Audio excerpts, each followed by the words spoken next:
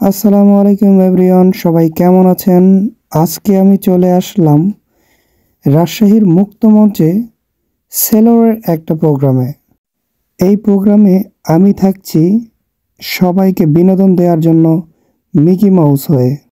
তো চলুন দেখা যাক আজকে অনুষ্ঠানে কি করতে চলেছি এবং কি হতে চলেছে।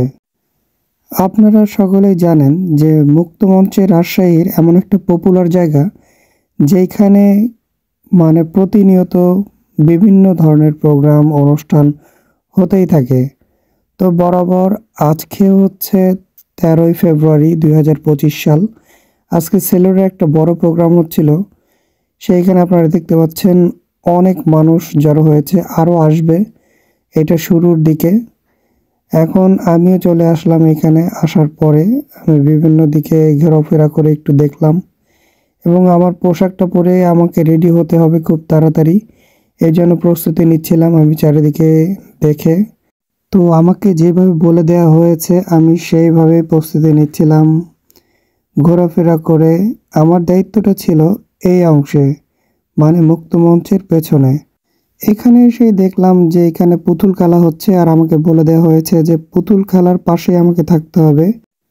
আপনারা জানেন যে পুতুল খেলা গ্রাম বাংলার এমন একটি ঐতিহ্য যেটি সাধারণত এখন বর্তমানে বিলুপ্তির পথে।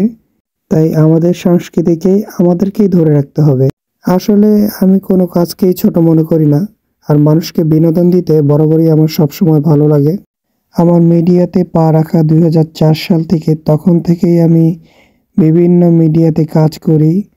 লাঠি খেলা, নাচ, গান, অভিনয়, বিভিন্ন কিছুতেই আমি অংশগ্রহণ করি এবং মানুষকে বিনোদন দিতে আমার বরাবরই সবসময় ভালো লাগে। তাই আজকেও সবাইকে বিনোদন দিচ্ছিলাম। সবাই আমাকে পেয়ে খুব খুশি ছিল।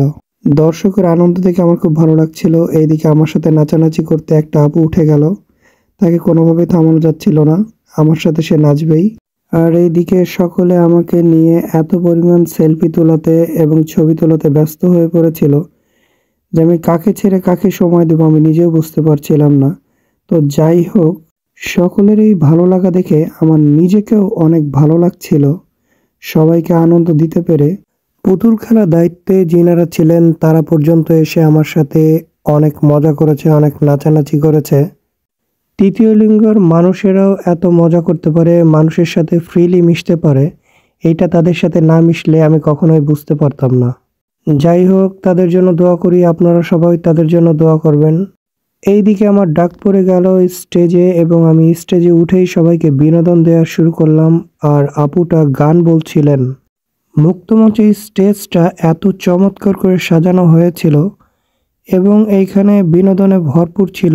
দর্শকেরাও অনেক মজা পেয়েছেন আমাদের বিনোদনে।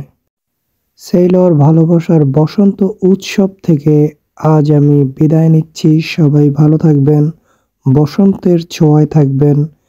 টাটা, বাই বাই, আবার দেখা হবে।